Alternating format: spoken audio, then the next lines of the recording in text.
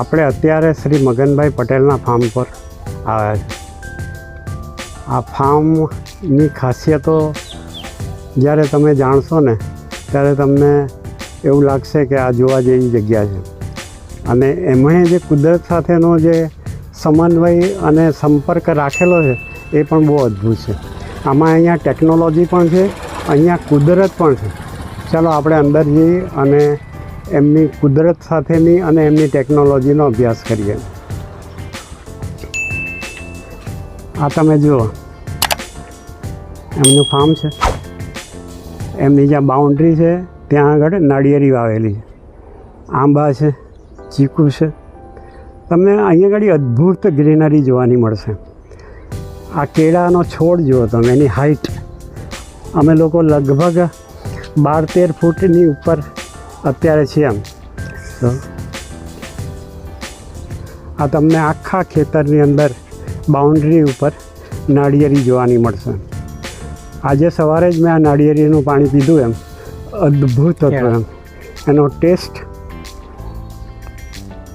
એટલે કે એની વાત જ ના થાય. એમ મારાથી એનો ટેસ્ટનું વર્ણન તમને ના કરી શકાય, એમ એટલો ફાઇન ટેસ્ટ હતો.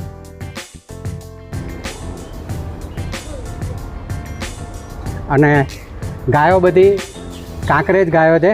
કચ્છ, બનાસકાંઠા અને રાજસ્થાન સાઈડમાં જે લોકો ગૌપાલન કરે છે એ ગાયો છે, ને અમે લોકો એને કચ્છમાંથી લઈ આવ્યા છીએ.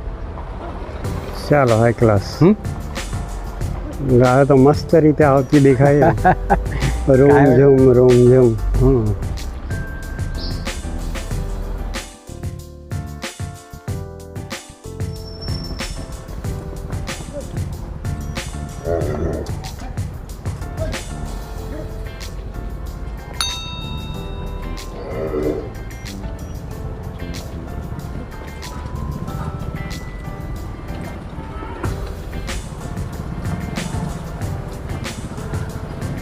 નંદી, આ નંદી છે જો, તંદુરસ્ત.